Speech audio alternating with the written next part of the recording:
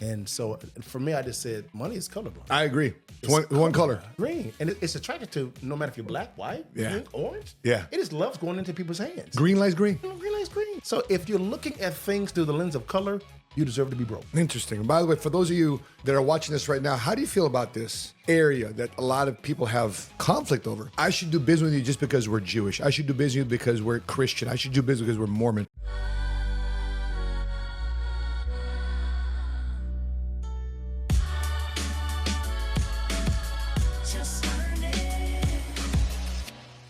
What's cracking, everybody? Money Smart Guy, Matt Sapaula here, hailing to you from Dallas, Texas. And once again, welcome to another episode of the 7-Figure Squad podcast.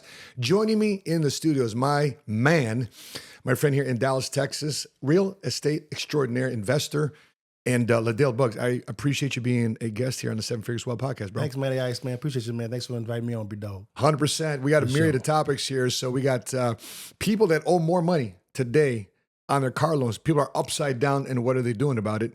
Yeah. 5 most overvalued housing markets in 2025. Chris Pratt. We're talking about this. Chris Pratt leans on faith after the LA fires. An interesting topic we're going to talk about right now is porn. It's not destroying necessarily men's lives. It's destroying women's lives. How? Correct. Stay tuned. Parents should never give this 2-word compliment to the kids, ever, according to this expert. Let us know in the show whether or not you agree. We're going to talk a little bit about tariffs and how potentially might affect us in terms of how it's going to increase our cost of living potentially. Sure. And then we got a couple of videos here we're going to react to that we found on Twitter and Instagram. But before we jump into the topics, Ladale, let's talk about you right quick, man. So talk to me about your real estate endeavors here and how you've been building your real estate portfolio.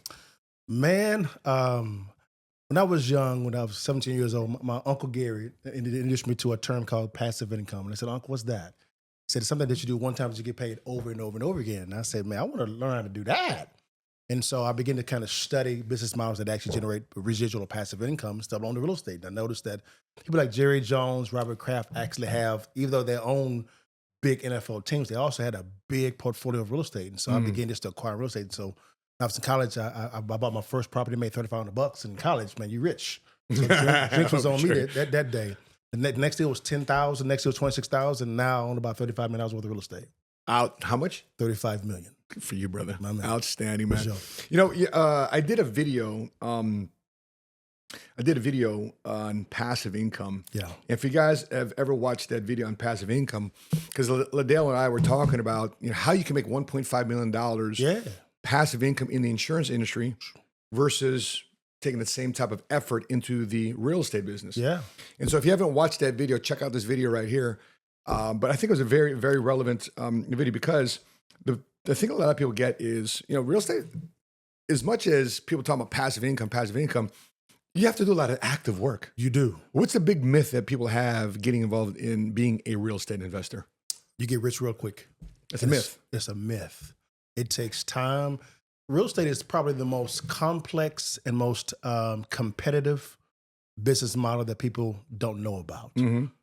Typically, it takes a lot of capital, a lot of work. You have a lot of third parties you have to deal with: appraisers, title companies, realtors, mortgage brokers, bankers. There's a lot of people involved, and you have inspectors. There's a lot of people involved, so there's a lot of hands in the pot. There's a lot of fraud that goes on in real estate if you don't know what you're doing as well. Also, I tell everybody, if you want to get your ass handed to you, start investing in real estate.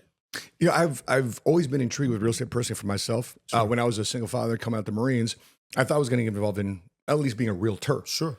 Right. And then I asked $1 million question to the person who was recruiting me. I said, if I sell a life insurance policy versus me today having a real estate contract ready to go, when do I get a paycheck? Yeah. It's kind of an important thing, right? Yeah. So the real estate guy said, or the broker said, well, if you get you get the contract today and we have the financing ready to go, about 30, 35 days, clear to close. And then I asked the insurance guy, if I sell a policy today, when do I get a paycheck? He just says, well, 7 days. So 7 days versus 30, 35 days. I'm like, let me dabble. And by the way, I did both.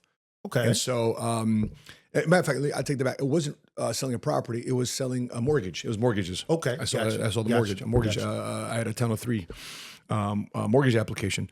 Anyway, so I did both. So that same day, I closed a mortgage. It was in like a $90,000 streamline refinance. Okay. A lady that had a condo. Yeah. And then, because, cash flow, free up some cash on a monthly basis. Sure. And then I sold 4, 5, 6, 7 different policies. So I made just as much in that same 30 days than me refining. Matter of fact, the refi took longer than 35 days. It took 60 days. Oh, wow. A couple certifications that come in, inspections came in, and they didn't like it. So, so it took 60, not 45, 35 days. It took 60 days. So I even forgot about the mortgages. Wow. Until my broker comes, hey, come pick up your check. I'm like, oh, cool. But it was the same amount of money as I sold with life insurance. But for me, I mean, it's different for everybody. Sure it is. But this is what you sent me when I do this video.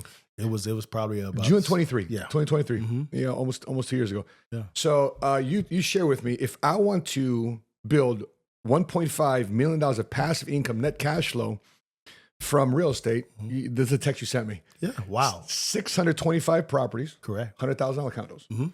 So assuming every property you purchase a $100,000 property, $75,000 loan amount, which means a 25% down payment. Correct. And I net cash flow for renting out those properties, $200 each. Correct. Okay.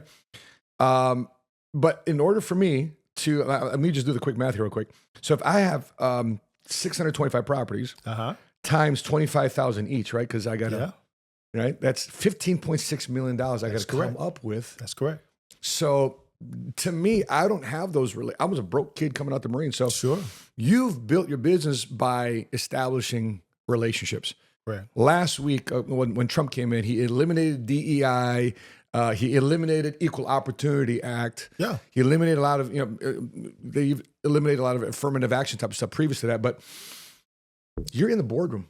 You're the one with $35 million of real estate. Yeah. You're the one asking for capital. You're from East Texas. Correct.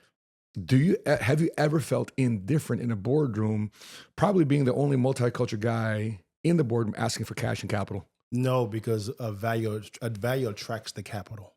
So as long as I'm bringing the proper value that makes sense to the bank and or the other person sitting on the side of the boardroom, capital will always come. If you're broke, you're probably because you're not presenting any value at all. So if someone says no to you, and it may be a reason behind it, I always ask them, even when someone told me no, I'd say, okay, what should I have presented to you to get the yes? So did you ever say, oh, they said no because I'm black? They ever said no because I'm multicultural? Not at all. Right? And if that was the case, man, I would say I don't want to do business with you because your character's flawed. So for me, how can I say this? If you want to show someone's character, give them access to money, power, and sex, and that'll show you their character. Yeah. If there's any character flaws, give them access to those three things. And you'll see what actually happens. So when someone tells me, I don't want to do business because you're black, I was like, I don't want your money. All money ain't good money. It's not. No. I interviewed, it's coming out here pretty shortly. I interviewed the CEO of Fanbase, which is a new app who run out.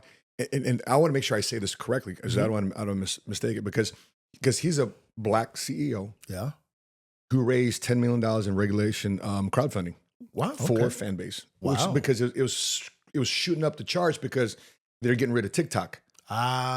So his app is a combination of TikTok and Instagram. You name it. It's a pretty cool app. I've downloaded it. I posted a couple times on that app too as well. Cool. And what I want to make sure that I put the message out there that's just not the app for the black community because it's owned by a black CEO. Correct. I want it to be known by everybody's using Fanbase, not multicultural base. So when you hear things like that, like you ought to do business with me, Ladale, because I'm a black-owned business, because I'm a Latino-owned business, because you have to do business because I'm a veteran-owned business.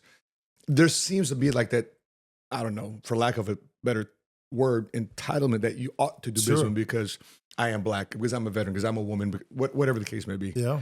How do you see that when people kind of push that forward, like that's the reason why you ought to be doing business with them? When someone comes to me with that type of perspective, I'd say I don't want to do business with you. Interesting. Because of the fact that if you are trying to coerce me into a business relationship, you're not presenting any value to me at all. Matter of fact, I'll give you an example. When I first began my business career, I grew up in the church, you know what I'm saying? And I knew all the elders at my local church, all the deacons, and I had them in my office, and I said, hey guys, I started my business, I'm getting going. Yeah. All black men showed up around, I fed them, showed them presentation. They said, man, I love it today. I said, well, can you guys invest with me? They said, no. I said, why? They said, just don't want to do it. I said, Did I make a mess up? No, great presentation. Mm-hmm. We have the capital, still want to give it to you. Wow. Me. It was all black men in the room. And I said, what in the world is going on? And so after that, they left and gave their money to a white man. Wow. Now, I had two choices for me to make. Either I can get upset or I could counter move. I decided to counter move. Now, I get upset with them. I'm still friends with them to this day. Upset how? Like upset with them because of they the said fact no to you? Upset because they said no they because said you're no black? to me. Because like, you know who I am. In You saw me church, grow Christian. up. Yeah. You know, we've ate together. I came over to your houses. Like, you know me. Yeah. They just said no, but they went to someone, a white man, and gave him all the money. No problem with it at all. Yeah. You know who first invested in me? A white man. Interesting. A white man. His name was Dwayne Leeds. Still remember his first client. Yes. Dwayne Leeds. He was a former lobbyist in the Reagan administration. Wow. Poured into me. He viewed me like I was his son. Yeah. And so for me, I just said, money is colorblind. I agree. It's One color. Green. Green. Green. And it's attracted to no matter if you're black, white, pink, orange. Yeah. It just loves going into people's hands. Green lights green. Green lights green. Mm-hmm. So if you're looking at things through the lens of color, you deserve to be broke. Interesting. Yes. Interesting. And by the way, for those of you that are watching this right now, how do you feel about this area that a lot of people have conflict over? Like, I should do business with you just because we're Jewish. I should do business with you because we're Christian. I should do business because we're Mormon. Sure. No, bro, if you don't have a legit product or service, you don't show up to work, you're lazy. I'll give you another example. When I was in Chicago, because, in the suburbs, there's a difference between a barber in the suburbs than a barber in the city. Really? You know what I'm talking about? I want a hood barber. You know what I'm talking about? Yeah, I know I want a hood barber. Yes, I don't want to go to no damn man lawn. Yeah, I agree. And what comes on with a man lawn is a shampoo and a paraffin wax. No. I don't give a crap about you shampooing my hair. I give a care if my hands come out this thing soft. Correct. I want a line up. Yes. Okay? Yes. I want crispy clean. That's right. So I'm driving around, leaving the house late at night, going back to my house. 11 o'clock at night, boom, there it is. A black-owned, I won't even say black-owned barbershop. I would say a hood barbershop. Oh. Hood barbershop. How do I know it's a hood barbershop? Because it didn't have no stupid name like Gentleman's Barbershop. It said Fades with a Z. Yeah. Right? Yeah. Fade Zone, right? Yeah. Right? So Super Cuts with a Z. That's how, right? And then got the bullet points, high fade, low fade tapers, graphics with an X. Yeah. You know what I mean? Yeah. I'm like, hood barber, baby. Yeah. I can care less if they're Latino, they're black. Sure. I don't give a damn. There's a hood barber Correct. in the suburbs. Yes, sir. So the next day, I see the hours. Okay, 11 to 7. Okay, boom, I'm going to be there. So the next day, after lunch, all right, 11 to 12, I mosey on down around 12:30, and I'll go in there, open it. Lights are all off. Doors locked. It says 11 to 7. It's 12:30. Oh, what gives? I move to I go a couple steps to the next suite. There's a women's hair salon for women. Excuse me, ladies. Is the barbershop open? Oh yeah, he'll eventually get in. Eventually get in. So he hasn't come in yet. No, he'll eventually get here. Wow. So that's the reputation he has with you. Interesting. Wow. Okay, maybe he was sick. Sure. I gave him the benefit of that. By the way, didn't meet him. Sure. I go then back the next day, 3 o'clock. Yeah. It's got to be there, right? Boom. Same thing. Nobody around. Wow. Ladies, is the barbershop? Oh yeah, he was here, but he just left for an errand. Wow. Huh, okay. Third time around, 5 o'clock. Nobody. Open, boom, boom, boom, boom. No, locked.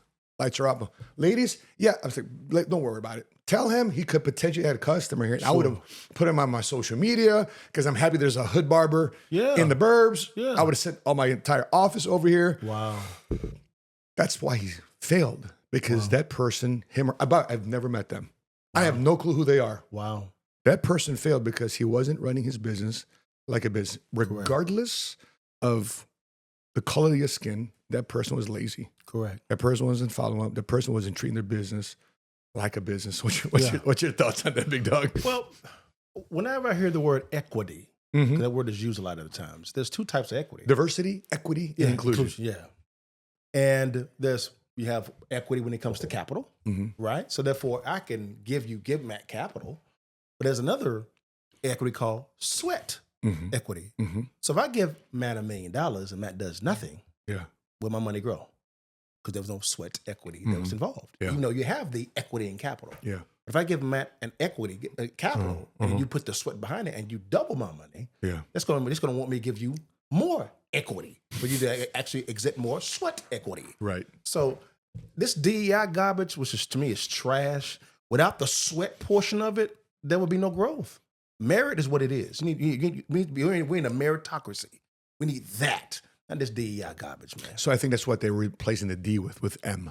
Correct. So meritocracy. Yes. Equity, inclusion. There you go. Because you earn it, then you earn the equity. Correct. And then you're included. Correct. I like that one, right? I like MEI. I like that. Or we can do DEI. We can say done earned it. Or we can do doing everything inspired. Yes. Yes. Right? Like that. So, yes. we can, hey, by the way, if you would create a DEI shirt here, I think we just ideated one, right? Yes. If we create a DEI shirt, put it in the comment section below, please, DEI shirt. And by the way, you guys know that if you buy shirts here at the 7 Figure Squad podcast, the proceeds don't go to me. The proceeds go to our favorite nonprofit, which is Slavery No More, which is a nonprofit organization supporting anti-human trafficking to do the crackdowns. Okay. So please, if you want us to create a DEI shirt, put it in the comment section below. All right, here's the first topic. So people owe more money than ever on upside-down car loans. In Q4 2004, 24.9% of new car trade-ins were underwater, up from 20.4% in Q4 2023. So year over year, up 4.5%. Wow. So consumers with negative equity owned an average of $6,838, the highest ever recorded. In other words, 1 in 4 owed more than $10,000. And EVs, electric vehicles, are hit the hardest. Those trading in a 2021 Volkswagen ID4 were upside down on average of $10,000 plus. So many loans are front loaded with interest, just like a mortgage, right? Yes. And so the payments in the first few years barely reduce the principal, unless it's 0% financing. Yeah. Then that, of course, you need the best credit scores for that. Of course. But a used car shortage in 2021-22 temporarily kept trade-in values high because it was during pandemic. Yeah. And they weren't getting cars coming in from overseas too as well. And so therefore, if there were no new cars coming in, used cars, went up in value. Sir. So consumers also took out longer loan terms and put down smaller payments, which jury warns provides no breathing room. So, bro, yesterday I saw this video. The person I bought a new Mercedes, $500 car payment, financed for 248 months. Jesus. What? Wow. A 20-year car loan? Wow. So it can keep the... Wow. And she's celebrating. She's celebrating. Celebrating. Look at me. Without realizing how stupid that sounds. Dumb. I can't believe a bank even created a product that way. Wow. So what's your thoughts here on underwater car loans and why this is happening? Well, leads me to another question. What happens when the paycheck and the income stops, but the mortgage doesn't? I've seen families lose everything, not because they were lazy, but because they didn't have a plan. And that's why I wrote the book, Keep the Keys. It's a blueprint to protect your home, your income, and your peace with real stories, real strategies, real results. And on August 20th in Dallas, I'm officially launching the book and my private networking and upscale mastermind event, Cigars, Wealth, and Whiskey. This isn't a seminar. It's a high-level networking experience and upscale mastermind for entrepreneurs, executives, and legacy builders. And for one night only, I'm bringing out a special guest. One of the most iconic names in comedy and culture, Marlon Wayans, as he shares his new cigar with us, Liga Tridente. Now, there are only 200 seats available, and we just opened up a new set of tickets called Elite Tickets if you want proximity around Marlon and myself. There's only 20 of those tickets available for sale. So if you're serious about protecting what you've built and learning how to never hand your keys back, this is where you need to be. Go to cigarswealthandwhiskey.com, grab your ticket, get the book, and keep your peace and keep the keys. I think, man, the people's financial IQ is not high enough to be able to understand what's the proper amount of loan you should get on a car. There's a lot of courses out there. There's a lot of books you can actually read that you can actually look at and say, what's the proper car payment, loan term, interest rate based on my credit score. So I think people are spending too much time on social media and not enough time reading any books. That's the problem that I see a lot of times. Like, why would you, nobody, your car salesman should not be your financial advisor. But they're the people they love and the same people that they hate. Sure. But why do people love and hate car salesmen? They love them when they buy the car from them, don't they? Yeah. But they say I was taken advantage by a used car salesman or a car salesman. Yeah. Don't ever trust them. But yet you buy them. Yeah. I don't get it. Which one is it? You gonna love them but by the way, my car guy, I love my car guy. Richard Cortez, shout out to Richard Cortez, Palomino Motors. Why? Because I buy my cars right. So therefore a couple years later I can trade in, flip it. Correct. Have positive equity. Correct. Without having come up with down payment again. Correct. So therefore I can drive us. So Correct. People's skew on buying things. Why do you think our communities are much more better consumers than they are investors? Because of lack of reading. What's to say? I think specifically when it comes to Black individuals, the Harvard professor said, if you want to hire something from a Black person, put it in the book. But I think that actually it's not just for Black people. I think it's for the middle class. Yes, right? everybody. I mean, it's people believe that education stops after college. Some even after high school, they stop reading books. They stop investing in themselves. And the thing about it is when you stop learning, really exercising the brain, you're very easy to take advantage of. It's real simple. Do you have any hacks in terms of buying a car that if you have to finance it, that, like, for example, you got a daughter, right? Sure. I mean, I can't really ask you that because daddy's balling, but no. But we also want to teach our kids good financial stewardship. So, any tips that you might have in terms of purchasing cars or anything that you might have in terms of people? I would say more affordable. If it's more affordable, I would say if you're a parent, you have a younger child, just begin working on their credit score now, immediately, so that when they walk into a dealership, what happens is they not taking advantage of when it comes to interest rate. Because there's a delta there that the dealership is actually quoting you versus what they're getting from the bank. There's also, business is all about profit margin. That's all it's all about. So how do you begin to shorten that profit margin? You become a better borrower with your credit score. Show that you can actually be a good steward of the resources that you already have. Yeah. That's it. I like that because the only thing you got to watch out for that is if you're dating somebody that doesn't have good credit, they're trying to latch onto your credit. Correct. Right? There you go. Yeah. The other aspect to us, I would add on to that, which is a great point. So perfect the credit. So by the time your child is 17, 18 years old, they have a 720, 740 plus credit score because they're an authorized user on one of your credit cards and you show them good financials. Maybe they have a secured credit card, 16, 17 years old. The other area I would add on to there as well, a lot of people don't realize, man, these cars, believe it or not, a lot of these cars are built to last. Yeah. Cars shouldn't be going, out of style from a mechanical standpoint, 2, 3, 4 years. That may go out of style body-wise, but for example, the funniest question I get asked by people, because I'm driving my Rolls Royce. Yeah, nice car. What year is it? I said, does it matter? It's a Rolls Royce. It's a damn Royce. Right? My God. Why are you asking what year my car is? What do you care? Like, is that like a question? By the way, why do people ask that question? I've always been asked, why do people ask what year your car is? Listen, it might be used to somebody, but it's new to me. Yeah. So my hack is don't buy a car brand new. Never. 0. For me, minimum 5 years. Yes. Like I was telling you, when I moved here to Dallas, the first thing I bought was a car because I wanted to establish that I'm a new resident in Dallas and I'm here to create jobs. Correct. And one of the fastest way to create jobs is to buy something from somebody. Correct. So I go down to a local dealership and I buy a GLS 63 AMG. Okay. It's real. Yeah, I love it. I love this car. And when I bought it, so this is what the sales guy didn't do. Because I'm in the market for a new one, but the guy didn't keep in contact with me. Bad sales guy. Dumb. Horrible. Dumb. And I was exchanging his information. I had him deliver at my house, and his father-in-law is a Marine. He promised me and introduced me to his father-in-law who's a Marine. Yeah. Never did, never followed up. Wow. Never said thank you for the sale, never showed me new cars along the way. And he dropped his house F on my car, and he knows who I am. I put money smart guy in the whole thing. It's not like he's always lazy. He's just a lazy salesman. Wow.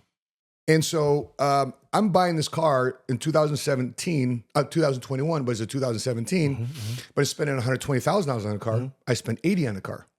Okay. Fast forward 7 years. Now car's worth $50,000, depreciate $30,000, but I was able to write off that depreciation. Yeah. And in the meantime, I'm able to sell it for $55,000, $60,000. And right. I'm free and clear. I don't owe anything. I'm not negative equity. Good. Because the depreciation was knocked off in the first 4 or 5 years. Yeah. But the thing there too is I only put $7,800 miles per year in a car because it's 51,000 miles in a car. Okay. So, because I got 2 cars, right? So I buy them both the same way. So I basically split miles. So one car, 15,000 miles. 2 cars, $7,800. And guess what? The other car is? It's made for business use too as well. And that was about 5 years old because my Rolls Royce is not brand new. My Rolls Royce is 2017, 18. And they stopped making it, I think, in 19, the convertible. Gotcha. So that'd be number one, is don't buy it brand new. I agree with that, man, because my rich dad, Precious Swaggerty, he's my former high school basketball coach. Now he's balling. And he told me he owned a ton of used car dealerships. He said, son, when you begin making money, let me give you some wisdom. I said, I'm all ears, Dad. He said, never buy a new That's car. what he said. Wow. He said, buy a used car. He said, don't go out there and stunt. Buy a used car. He said, 5 years is a good start. I said, oh, wow. He said, never buy a new car. Amen. So, how many of y'all got some game from that? Put it in the comment section. Buy used versus buy new. What do you want to do? Put it in the comment section. Well, buy used. Yes, sir. All right. And the other area here too as well. The next topic here: 5 most overvalued. Oh, wow. Housing markets in 2025, including one where mortgage costs exceed the average income. So at the 5, who do you think number 5 is? Overvalued. You, Mr. Real Estate. What do you think is overvalued? Man. Let me give you Miami. Let me give you a hint. 4 out of the 5, they're in California. Oh, wow. Wow. Number 1 is not in California, but I would say 5, Los Angeles. yes, yes. Too many Americans are paying too much of their income to keep a roof over their heads. New data shows. Yeah. So the loss of the thing about LA, Long Beach, the loss of 12,000 structures in recent fires will further inflate costs for buyers and renters. Already one of the priciest markets, affordability continues to deteriorate. And by the way, I don't know what happened today at the recording of this podcast, but State Farm is advocating for the state of California Department of Insurance Commissioner that they need to do an emergency premium raise. Agree. Because they already paid out $1 billion in claims. Wow. And in order for them to stay in business, otherwise they're going to leave, they need to do an emergency raise. So guess who that's going to affect? Everybody. Everybody. You know, everybody. Yeah. Number 4, keep it in California. So number 5 is LA. San Francisco. Close. Keep going. It is San something. San Bernardino? Close. That's they're on the list. Keep going south. The furthest south San you can think of. San Francisco. Perfect weather. Not Sacramento. Perfect weather all the time. San Diego. San Diego. I'm going San Diego. How about the other San Diego? Wow. Average income earners are essentially squeezed out as home prices rise faster than wages. A worsening housing shortage has made this former affordable city unattainable. A lot of veterans, by the way. A lot of veterans in San Diego. You know? Wow. And they're all of them are leaving. So some of the best citizens, some of the best employees and entrepreneurs you'll have are veterans. They're leaving your state. They're leaving LA and San Diego. Third one, you said San Bernardino, Riverside. Wow. Okay. Once an affordable bedroom community, Inland Empire homers now pay more than some coastal areas. Jeez. So I was invited to speak at one of our offices out there. I was in a tollway. I think it's the 15. Mm-hmm. Okay, the tollway. Is it the 15 or one of the tollways? No, it's off the 15 because 15 is public. Okay. But there's not a tollway there in the Inland Empire in San Bernardino. And we're driving one of the exits and it says toll $4. I'm like, damn. I mean, $4 for a toll. He goes, no, that's just for one exit. Huh? Yeah. Next toll, another $4. Dang. Third exit, another $4. So, he goes, this is during non-rush hour. Damn. Because during rush hour, that's like $8 per exit. Yeah. Exit. By the way, for those of you watching in your San Bernardino, California, am I lying? Put it in the comment section below. So shout out to Christian Oriana and his wife Flora Oriana, but that's where they're at. Wow. So their office is right off the highway, the tollway, excuse me. And for people to get around the highways, $4 or $5 per toll. Good. And then is there any way around it? Local. Wow. That's crazy. See, now I got local traffic. Wow. So there's no fast way around San Bernardino. Okay, number 2. You said San Francisco, right? Uh-huh. Despite a double-digit drop in prices, it's still unaffordable due to years of housing supply not keeping up with job growth. Okay. Most individuals can't afford housing, even with market cooling. So, wow. On top of that, have you seen the condition of San Francisco? It's trash. horrid. I mean, from crime to how they run Homelessness, the government, homelessness. people pissing and shitting all over the damn. It's bad, man. Come on, bro. That's not appealing at all. Would you want to live there? Hell no. Like, would you want that guy to ever, the governor, Governor Newsom, right? Would you ever want to treat a guy like that? Treat a guy as your future president if he can't take care of his own home. He disqualified. Can't take care of his home state. Disqualified. No. If you vote for him, you a fool. you the fool. Because 4 of the 5 most overvalued housing markets in 2025 are in that guy's state. And so if people eventually leave San Francisco, if can't afford to live in San Francisco, can't afford to live in San Bernardino, Riverside, can't afford to live in San Diego. Speaking of Riverside and San Bernardino, when I was in the Marines out there in Tustin, El Toro, they couldn't afford to live in Tustin, El Toro area. This is late 90s. They were driving all the way out to Marietta. They were driving all the way out to Lake Elsinore. They were driving all the way out to San Bernardino, which is an hour away. 15, 20 years later, it's now unaffordable. Wow. So it's... Wow. But 4 of those 5 most expensive states are out of California. Okay, what do you think is number 1? Give me the state. Woohoo! Hawaii. Okay. Hawaii. All right. Kahului Lahaina. Basically, it's Maui. Maui, okay. Even before 2023. Remember, the fires devastated Maui, too. Yes. Locals struggled with high shipping costs, limited land, and a shortage of skilled workers. Intense competition for retirees and investors make home ownership essentially out of reach for many residents. So even local Hawaiians can't afford to live in their own indigenous state. That's crazy, man. That's crazy. So when you see this stuff, bro, okay, listen, all Republican or Democrat-run cities? All Democrat. All Democrat-run cities. So when we see these type of things, and I've never thought about policy before, I never thought about politics before. Sure. When we see certain consistencies like this, that some of the most expensive, worst-run cities and states in America are Democrat-run cities, but yet people still feel that the Democrats have earned their vote. Sure. How do you feel that? How do you feel like as a multicultural Black man in America? Well, you deserve to be. Got to be Democrat all the way, right? I don't know why it's like that, but well, I would say numbers don't lie. It doesn't lie at all. For me, as a real estate developer and private equity investor, I go to places to where it doesn't add to my bottom line. Those areas are high regulated areas. So therefore, if I wanted to go build a new house there, or a new subdivision there, the permitting process is crazy. I don't know if you saw the video of Grant Cardone. He was talking about all the permits in LA. It's about 20 of them just to begin to build a house. Yeah. So this is ridiculous. Yeah, I did a video on it. It's going to take a year to get permits. It's ridiculous. 6 to 12 months to get permits. That's first phase. It's first phase. Right? And then another year to build. And that's right. So a year and a half out, assuming you got the money, cash and capital right now to rebuild. Exactly. You know what's the permitting process here in Dallas? In Dallas, depending on what city it is, Dallas is a little bit more liberal. So it's a little bit more, but it's not as bad. Probably the most friendliest place is probably a Parker or a Lucas or a Plano. How fast to get the permit? So if I want to build a house today or want to rehab my house, home improvement, how long is the permitting Depending process? what you're doing, 2 or 3 weeks. Versus 6 to 12 months. Yeah, 2 or 3 weeks, maybe at best 90 days. I'm talking about as far as when it comes to if you're doing something brand new from ground up. It's about 90 days. See, 6 months. That's attractive to a real estate investor because so many things can happen in 6 to 12 months. Yeah, because you have to go in front of the planning committee. They got to approve it. They have to go in front of the city council. They have to, of course, approve it. Once it's approved at the city council, then you can begin that whole process. Yeah.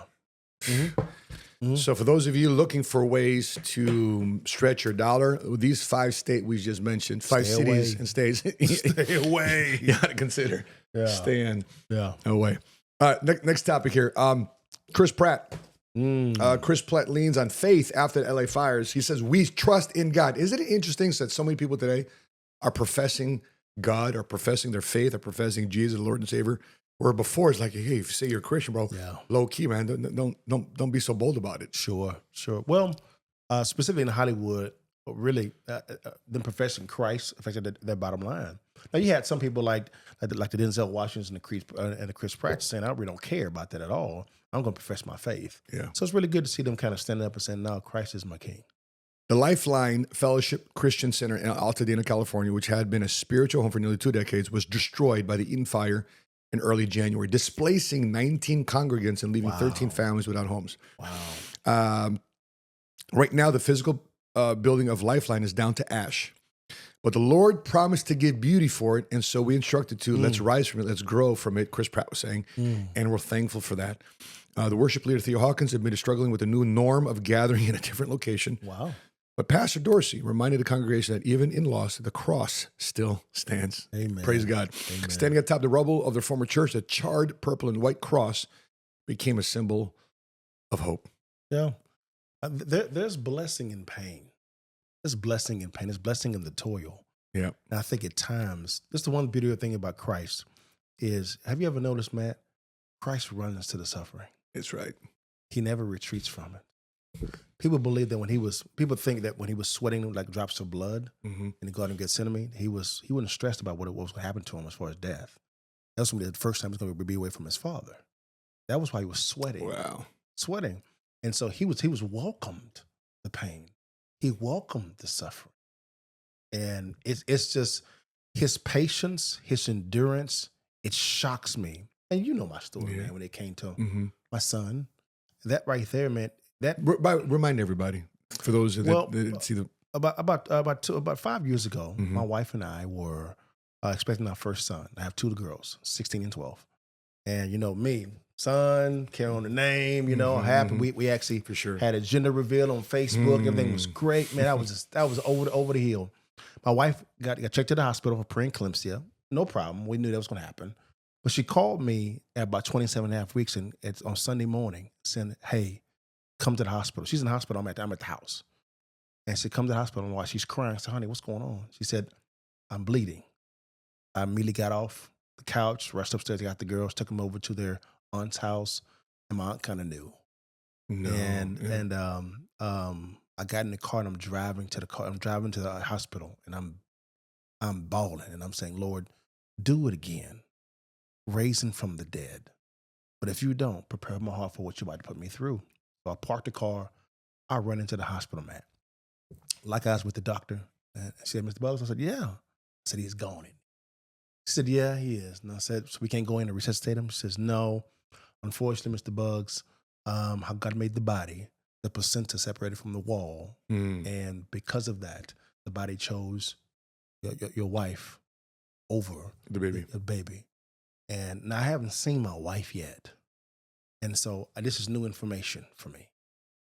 And so I breathe for a second and I walk around the corner like I was with my wife. She loses it because she's going through it physically. And I'm like, Lord, what do I do here? And so I'll go over and wrap my arms around her. And I'm having to be strong for her. Yeah.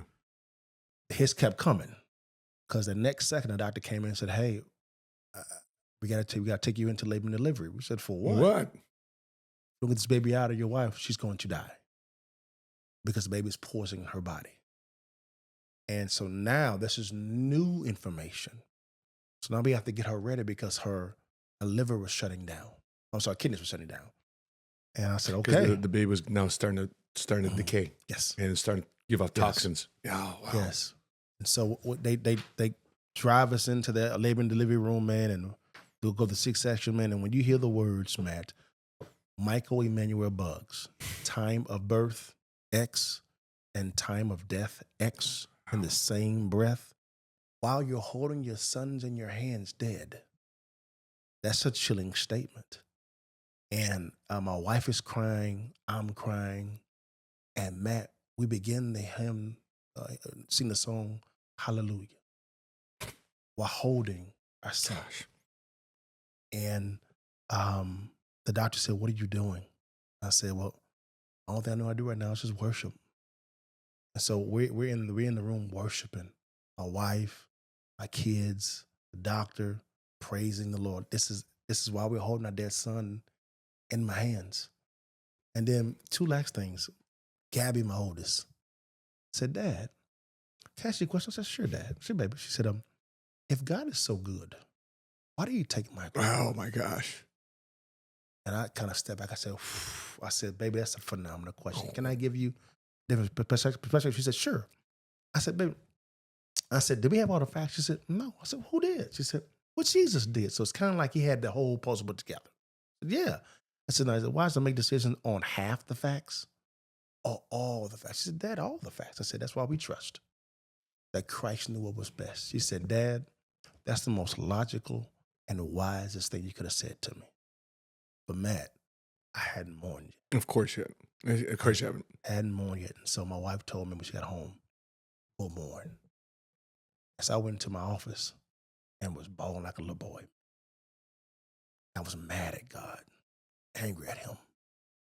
And the Lord said, Ladale, tell me how you feel about it. I said, Lord, I want to spit in your face. I want to cuss you out. I want to flick you off. He said, son, I understand. He said, but can I give you a different perspective? I said, Dad, sure. He said, you don't think it hurt me to see my son getting beat for nothing? He said, how about this, Ladale? He said, my son hanging on the cross and asked me a question and knowing the answer, and I had to turn my back on him. And I said, Lord, thank you so much for sharing this discussion with me. I said, but Lord, your son got up, and in 3 days to send it to you. And right now he's at your right hand. The son you gave me the desire to have, I won't see him again into glory. And even you control that. Matt, he said, you are correct, and the discussion was over. It was, I am God. Like that. You are not. Be okay with that. And for me, Matt, I am okay with the unknown. Do I struggle? Every day. Because you never get rid of the pain. That's why I don't want to go here, but that's why when it comes to abortion, man, I'm like, guys, if you're having an abortion to get rid of the pain, you never will. It's always there. Because it's a piece, it's you. It is you. Every day I mourn for my son. Sometimes I be in meetings, man, and the emotions will just come. And I say, give me a second. Because they come out of nowhere. But then I say, Lord, it's Philippians 4:3, that I may know him and the power of his resurrection and the fellowship of his suffering.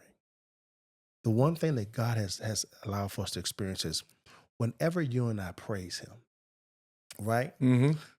He gets to inhabit our praise. He gets to enjoy that. But the one thing that he has to share with us is his suffering.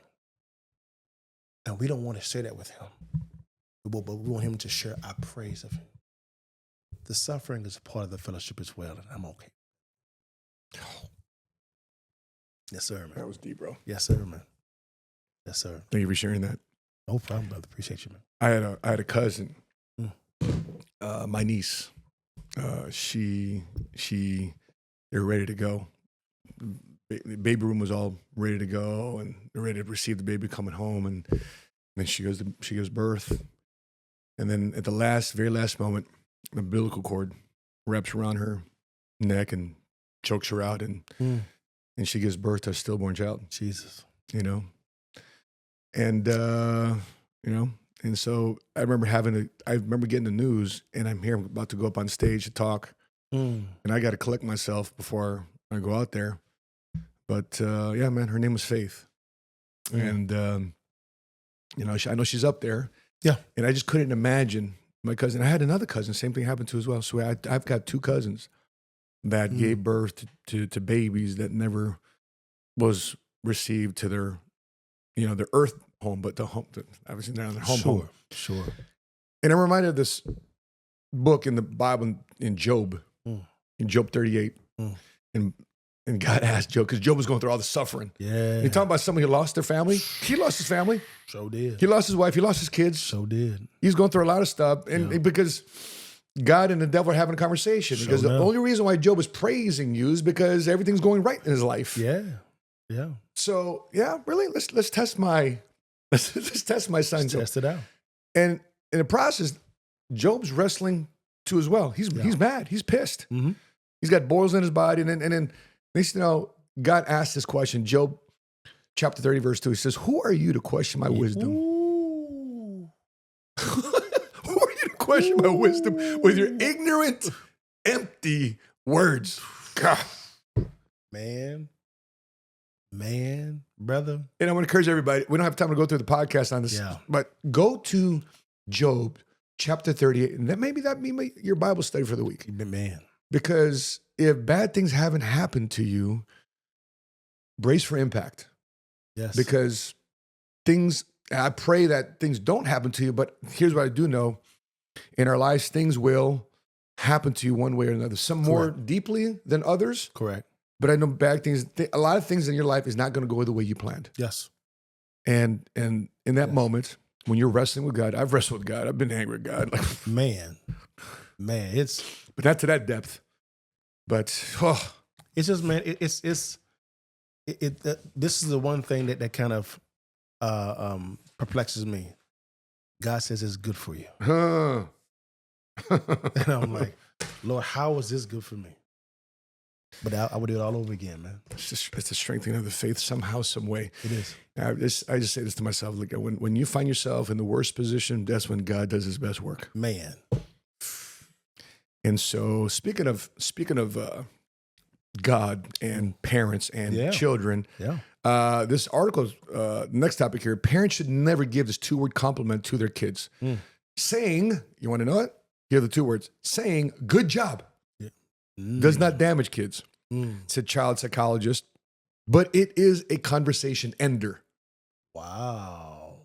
Right? Interesting. She explained that when a child shares an achievement, they are seeking sincere validation, and parents should double down on building our kids' confidence. Instead of the default phrase, Kennedy urged parents to have more tools in their toolbox to foster deeper conversations and stronger self-esteem. I'll give you an example. You pick up your kids. How was school? Good. Yeah. It's a conversation ender. Yeah. So even to my 5-year-old, Jordan, I'm picking up, hey, kids, I know what school went good. So Jordan, what did you learn today in school that you remember the most? Right? Oh, I learned to put together my fractions. Fractions? You're in kindergarten. What do you mean fractions? Right? What are you talking about?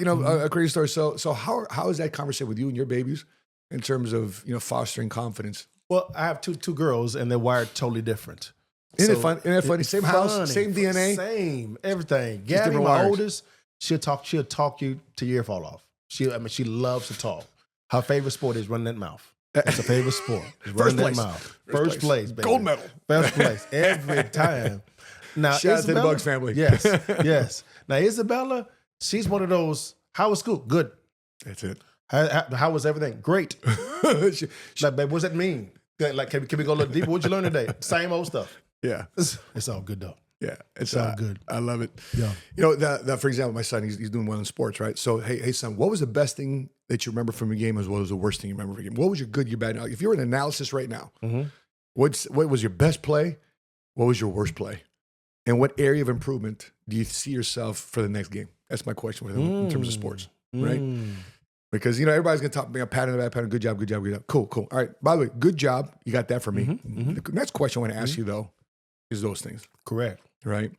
Another one. What was an area of the game that the opponent got you on that caused you to adjust that you didn't face before? Right? Great questions. These are some of the things. But by the way, what are some of the questions you asked your kids, outside of good job, how was school, et cetera, et cetera? Yeah. Have you even thought about it? Put it in the comment section below. The other area I want to talk about here is porn. Okay, we talk about relationships and father. So porn here. Let me get to that article here. Where is it here? Blah, blah, blah. I got it on the wrong page. Where are we here? Okay. Porn stole my innocence. How pornography exposure conditioned abuse, self-harm of teenage girl. Yeah. So Rachel Robinson, pornography exposure survivor, spoke at the National Center of Sexual Exploitations about Texas House Bill 1181 requiring age identification on adult websites. Knowing that early exposure at age 7 led to 13-year-long battle with pornography addiction. This is a woman. Wow. Yep. Okay, so it's not dudes. It's a woman. It caused for her severe mental issues. Porn caused me to hate my body, question my worth, isolate myself from others, and consume violent, graphic content until I often felt sick to my stomach. Yeah. Y'all have a testimony with this, don't you? We do. You can go to marriagehelp.org and you can hear me and my wife's story. And we talk about our marital issues and how God redeemed that. One of the issues that my wife struggled with was porn. That was a big struggle. It was not you, it was your wife. It's my wife, and it came into fruition, and she's okay with me talking about it. It came to fruition when she was in high school, and she thought that when she got married to me that I would solve all the problems, but not at all. Period. And we went through a marriage ministry called Reengage at our local church, and the Lord was like, "Hey, you gotta reveal this to your husband." And man, she hit it so well, man. I thought she was in the CIA. She was that good. But at the exact same time, she revealed it to me, and so my first question was, I said, okay, first of all, this is kind of on me. Yeah. Because I was like, wait a minute, I wasn't providing some sort of the proper picture for you at the house. So you felt inadequate as a man. Was that a feeling of inadequacy? Not at all for me. Oh. No, it was more of I wasn't the proper leader. Huh. So mine was more of I sucked as a leader in this area. It's like how did I allow this into my house? Okay, what was I not listening to? Was I not studying her? Because the Bible tells us to study our wives. So I'm like, what did I drop the ball at? So I began to self-examine myself initially. Then I said, all right, honey, how can I serve you better? Why did you turn to porn? What value were you looking to get there that you didn't get? Wow. So I began to ask her those thought-provoking questions about, okay, so why do you turn to this? What did you watch? What for? And she let me know. She said, it's something that I watched when I was in high school, and I got addicted to it. It was more for her to kind of control when she would get off. Herself. Got it. Yeah. And she was like, that was real selfish. I mean, the Lord told her, like, no, this is even that is worship to me. And so after that, man, he had that problem no more at all, period. Wow. Because we like jackrabbits now, brother. Jackrabbits now, man. Thank you, Lord. Yes. Bedside Baptist, baby. Bedside Baptist. Yes, sir. But by the way, I've been with my wife now. It's going to be in a couple of weeks. It's going to be 10 years. Congrats, man. And we've been dating for 13. Good. The biggest fear I had, can I give you a confession? Holla at me. The biggest fear, I guess, for lack of a better term, setback or hesitation of getting married is saying, you know what, bro? You know, you lived this life. You know, you had a lot of variety in the past. You know, you know, Baskin 31s, whatever the case may be. You know, but now you're gonna you're gonna give all that now to just one woman. So completely no more giving. And by the way, before her, I was single for 12 years. I was single for 12, maybe had 3 girlfriends, 6 months. The longest was the relationship. Wow. So I was really focusing on my kids, I was really focusing on my business. Didn't really have time for a relationship. Mm-hmm. So now that I finally found a girl I'm dating, she's marriage material, right? And so I'm thinking, but now I want to give all opportunity up, even though I wasn't exercising the opportunity 12 years prior. Sure. I tell you this, brother.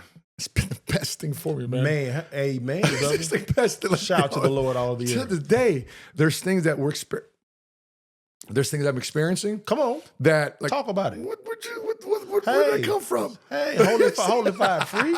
Holy fire freak. Yes, sir. Talk about it. Like do that. Hey. Next time. Can we do that again? Talk to the people. Like I crave my wife. Come on. You know, but I don't crave that hustler game. Yes. You know, and I'm thinking about, this is what God meant. Yes, sir. Right? Hey, there's a holy lust you can have for your wife. Yeah. You know what I'm talking about? That's the word. It's the holy lust. High level, high lust. Yes, sir. But hey, man, my wife is fine as one in the sunshine all the time. I'm like, baby, I need you morning, noon, and night. Yeah. That's what it is. You know what I'm talking about? But at the exact same time, for me, man, I love worshiping. I call it worship with my wife. It's worship. Yeah, for sure. Jesus is in the room. Yes, it is. I'm the pastor. She's the congregation. Somebody shout. Amen. Hallelujah. Hallelujah. Come on. Hey, that's in the scriptures. That's in the scriptures. Yes. If you was it Song of Solomon? Is up in there? Of course. That was the romantic book of the Bible, right? It was one section they was talking about breastises and going and you know you're going down a little bit. I said, hey, this is the scriptures. We were just like Solomon then. Hey, come on, praise God. It's okay, talk about it. Pastors, talk about this. Hello. Come on. But but that is my biggest prayer. I pray for the people that we coach and mentor who are single, who got divorced and now they're single parents or they're looking to remarry again. I pray that right relationship comes in their life. But the hardest part with that too as well is also the patience that goes behind it. Yes. You know, it's like you're demanding God. You told me, Lord, if I honor you and bless you, you're going to send me a spouse. But people want it on their timing because they're horny right now. Yeah. You know, they want to get fulfilled right now somehow, some way. So how did you know for you that your wife was like, okay, I'm going to wife this one up. I'm a man. I got options too as well. She got options to herself. At least on your end, how did you know that, okay, I got to wife her up and I have to honor her in this regard? If you read the book of Genesis, it talks about Isaac and Rebekah. And it talked about Isaac was not looking for Rebekah. Isaac's father brought Rebekah to him. He was out there meditating and praying. Read the scriptures. It's right there. Okay. And so for me, I said, okay, should I be looking for a spouse? Or should I be pursuing my purpose in Christ? Yeah. And allow for my purpose to draw me my spouse. So what I did was I began to focus on my purpose in Christ, and the Lord, just like Abraham did, brought me Cynthia. Yeah, so I didn't go looking for Cynthia. The Lord brought her to me. Yeah. So I always tell everybody, if you're looking for a spouse, pursue your purpose and allow for your purpose to drive it. Because if you go looking for it, you're going to pick the wrong person. I couldn't have said it better myself, brother. Amen. Hallelujah. Speaking of trade, let's talk about tariffs. Oh, tariffs. So it's the rumor that price hikes are on their way because of tariffs, right? And so if you look at some of the most expensive things that's going to happen to us in terms of tariffs, let's take a look at this. So the most expensive things that we're expecting are at the top of the list. Yeah. Cherry tomatoes. Okay. So, you know, if you love cherry tomatoes, you're going to experience. Okay. Next one. By the way, maple syrup is coming up in price. Interesting. It's Canada. The whole tariff thing there. If you like some syrup with your maple syrup at that, it's going to be all right. Which come from Canada. Yeah. Maybe you want to flip over back to Aunt Jemima. Come on. Aunt Jemima. That's good. That's good syrup too. Tequila is going to go up. Mexico. Mexico. That's right. Mexico. Avocados are going up in price. Mexico too. You know, guacamole, you know, if you like guacamole, avocado toast, you know, that's going to go up in price too as well. Yeah. Because, you know, Mexico supplies more than 80% of U.S. avocados. Wow. Now with the trade tariff going on now, with the trade with Mexico, it's going to go up. Yeah. But he paused it though. He paused a little bit of it as well too. Yeah, that's right. He's right. So we'll talk about that here in a second. 1 million Tonka trucks are about to go up in price. Ain't that from China? But I thought it was American-made type of toy. Ain't that from China? Oh, you know, they outsource that to China too as well. Wow. Ain't that something? Wow. You know, Jay, former CEO of Basic Fund, Warren Price, could jump from $29.99 today to $35. And here's the crazy part, bro. I remember, we're just asking this to Philly, because Philly here's, Philly, how old are you, Philly? 20? He's 21 years old. So you're 45 and 51. Yeah. How many guys remember the song? Are you 51? Bro? I am 51, brother. I ain't know you're 51. So follow this story. Follow with me. Ready? 1, 2, 3. I'm a Toys R Us kid. I'm sorry.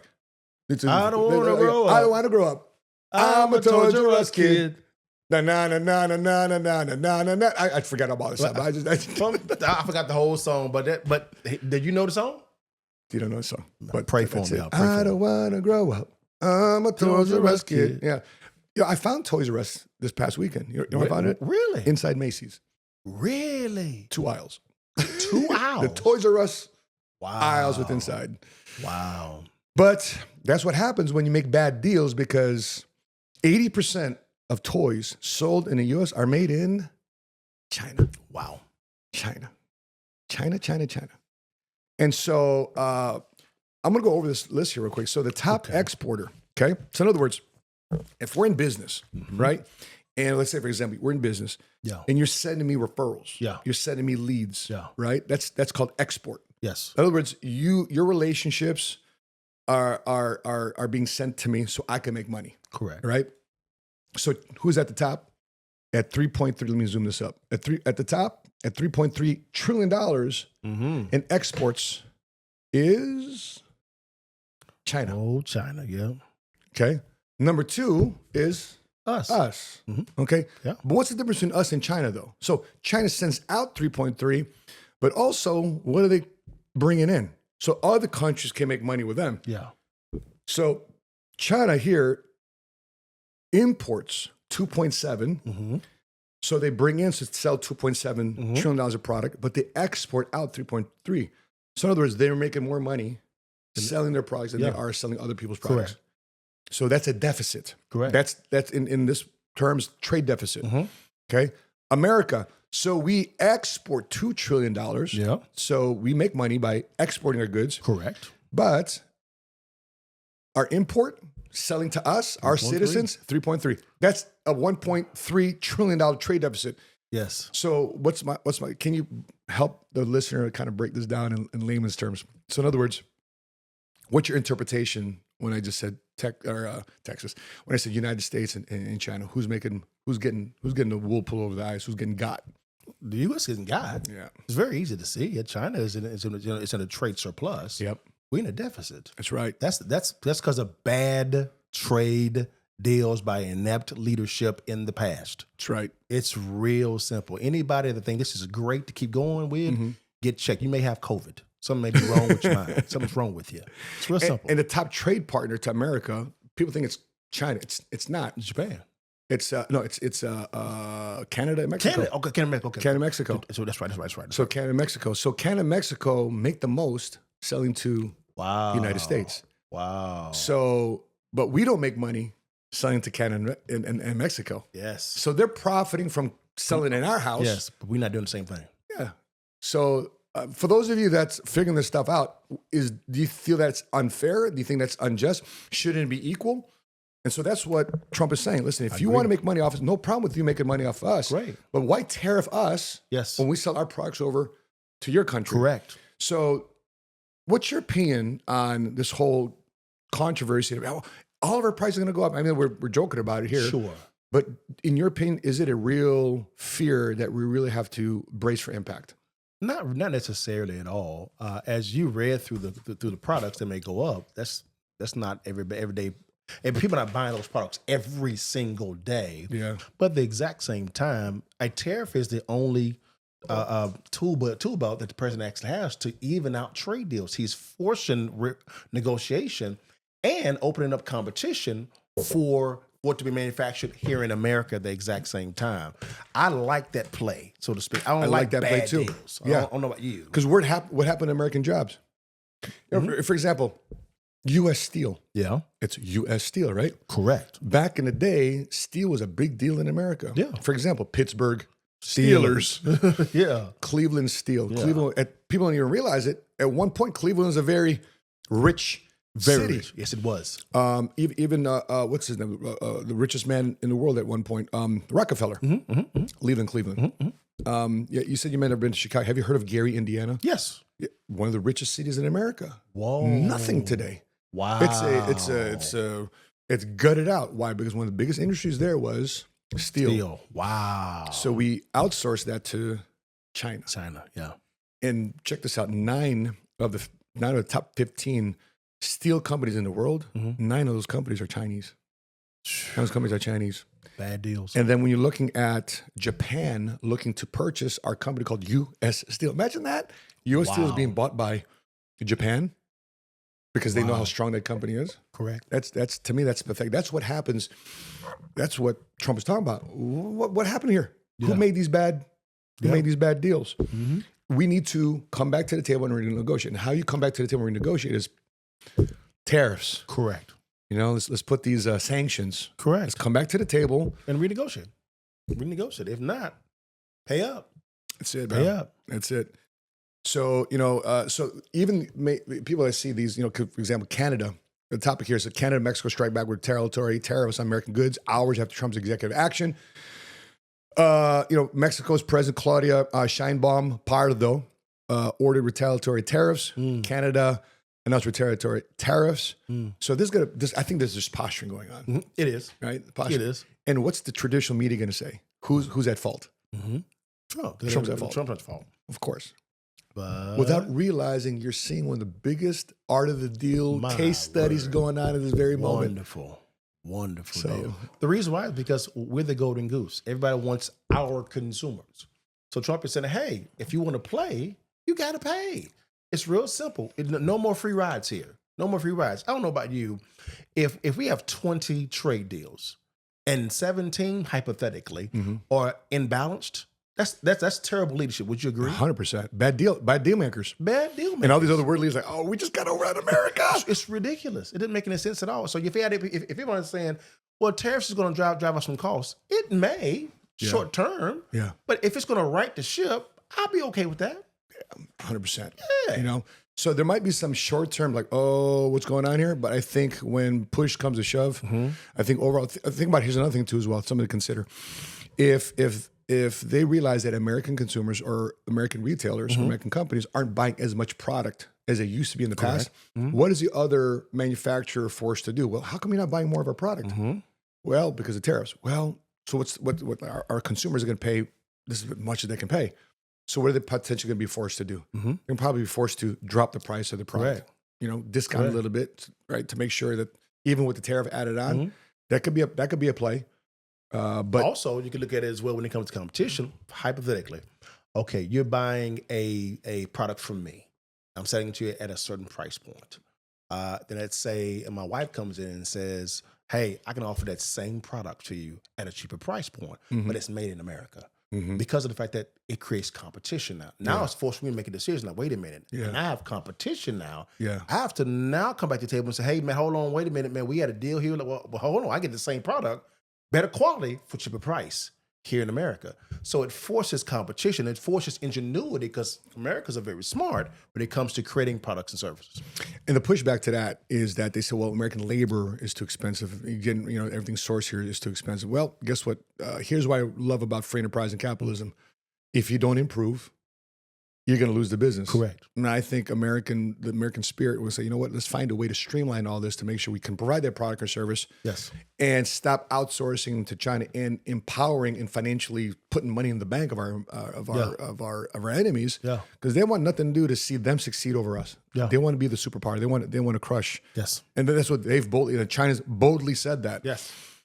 Even for me, I've been conscious of things I buy. Where's it made? Where's it made? Where's it made? Even though my purchase may be just be a speck in a spectrum, I think for me, it's just following that principle of I just want to be conscious. I'd rather buy from a USA entrepreneur, a USA business owner, because now I feel better that I'm supporting local jobs. I'll give an another example. I go to a restaurant and I ask, where'd you guys get your food? From some warehouse, right? That's all the restaurants combined, or do you support some local farmer? So even for me, I'm even going to the restaurants that support local farmers because they're supporting the local economy. Correct. So as we wrap up, Big Dog, I want to go over some of these, a couple videos I want to share. I'll get your reaction on. I love it. Okay. So a couple videos here. Let's check this out. So why was U.S. aid funding the production of heroin in Afghanistan? So let's take says here in this, what we found is that American taxpayer money has funded irrigation canals, farming equipment, even fertilizer used to support the unprecedented poppy cultivation and heroin production in Afghanistan, mainly benefiting who? Taliban. Our enemies. So how do you feel about who discovered this? Doge. Great job, Doge. Great job. So how do you feel about an entrepreneur, Elon Musk, analyzing how America is spending its money? Excellent. As you know, any good CEO or founder, when it comes to acquiring a company, or beginning a company, or growing a company, scaling, you're going to look at where can we cut some fat from? Where is money bleeding from? And then you find it, and then you fix the bottleneck so the system runs a lot more smoother. That's all he's doing. He's bringing a private sector type of mentality into public financing. And unfortunately, the bureaucrats don't like that at all. Now, if you guys go to X, right, you just go follow Doge. You know, let's just go here. Oh, I guess I can't go there right now. But if you guys follow Doge, Department of Government Efficiency, they're listing out all the inefficiencies. For example, you appreciate this in real estate. They went to one building, the Department of Agriculture. They found that they can seat 4,300, 700 employees. But because of, you know, people working from home and not needing as many butts in those seats to fill that building up, they found that only 400 people are there. 96% of the building is empty. Wow. It goes down. And so they're canceling leases, they're canceling, and you and I are paying for the maintenance and upkeep of empty federal buildings, which that money can be used to help veterans, to help our infrastructure of a company without always having to raise capital. Because that's what I'm sick and tired of. Why do we have so many damn stimulus plans, man? Stimulus. Print cash. And here's my thing too as well. If they can print cash, then why do we need to be taxed? Great question. Why tax us if you can just print cash? They just keep my money. That's exactly what the president of El Salvador actually came in and talked about. Yes. That's a great question.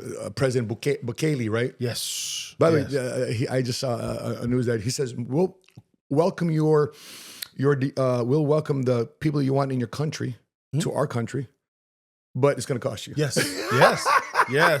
Brilliant move. The bad people in your country, bring them to El Salvador. It's going to cost you though. Yes, sir. No problem. What a great business opportunity. Good. Here, so huge, quote unquote, huge female rapper files multi-million-dollar lawsuit against Lyft after she was denied service because she was too big to fit into a car. Let's take a look at this.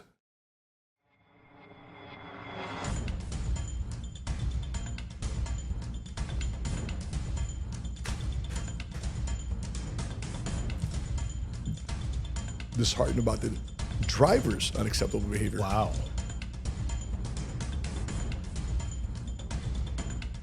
So apparently she's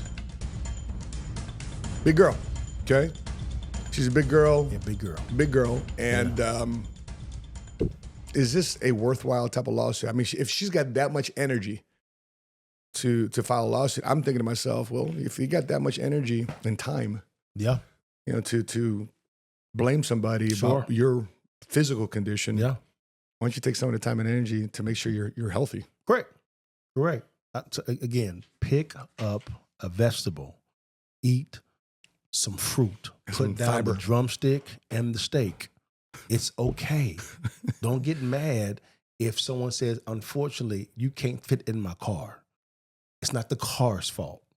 It's your fault. Do you think we're entering an era, because the last 4 years, this was widely accepted behavior, that people that were obese or that played, they're a man masquerading as women, playing in women's sports. Do you think that era of craziness is, because apparently right now we're going to an era of common sense. Yeah. So where do you see a lot of this still happening in America going forward in the next 4 years? I do still, because victimization is the new hustle. Wow. And so no matter what it is, people are looking to become victims. And victimization has been paying a high dollar right now, specifically in law enforcement, stuff like this as well. Also, when it comes to, you're going to talk about somebody farting. That's another one, man. That's another article. That's another article. Yeah. But yeah. And you can learn one of two ways. You can learn a smart way, or you can learn a wise way. Yes, sir. The smart way is you learn from your own mistakes. Yeah. The wise way is to learn from mistakes of others. Yes. And so, yes. And for me, guess what? How I learned for the majority of my life, I learned the smart way. Yeah. Yes, sir. Until I learned, what? Yeah. And for me, when I started my business, my entrepreneurial endeavors, Ladale, I don't know, maybe you have a similar experience to this, but I started surrounding myself. For example, when I was single, I was sharing with you earlier in the show. Yeah. When I was single, I didn't hang around with other single people. I hang around with older married people. That's why I only had like 3 girlfriends after more than 6 months, because I knew the riffraff wasn't worth it. You know, when I started in business, you know my mentor, PBD, right? He's younger than me, but he's wise behind his ears. Sure. Right? Instead of just dropping standards to accommodate me, he's raised standards to challenge me. Yeah. So these are the type of people that are so important in my life to get me, and I've got so much more to go, but these are the type of people that was very beneficial, helpful in my life. What are some of the people that were most beneficial to you? What type of attributes did they have that, like this, you had to walk on your own for 5 miles and 36 my high school basketball coach, Precious Waggerty. He taught me how to love his wife, how to be a good father, how to love the Lord. He did Pastor Robert Triggs. He taught me how to be a man of God, a husband of God, and a father of God. And I have to say also, my stepfather, he had some flaws, but he said how to do to my mom when she was a single mother. He's one that led me to Christ. Wow. And so even though he has his flaws, if it wasn't for him, I wouldn't be a kingdom citizen. So it'd be those 3 men. Yeah. Well, Dad, I appreciate your insight. For sure, I appreciate the conversation, man. You got to come back on the show and get it. Digest some of these topics, man. But if you haven't done so already and you got value from this, please subscribe, drop a comment, to make sure that people know about the 7 Figure Squad podcast, so therefore they can meet and learn from exciting guests I have here on the show, just like Ladale Buggs. With that being said, guys, appreciate you from Dallas, Texas. On behalf of Ladale Buggs, I'm your money smart guy. And until we meet again, continue to live smart, continue to love smart, and be money smart today. See you next week.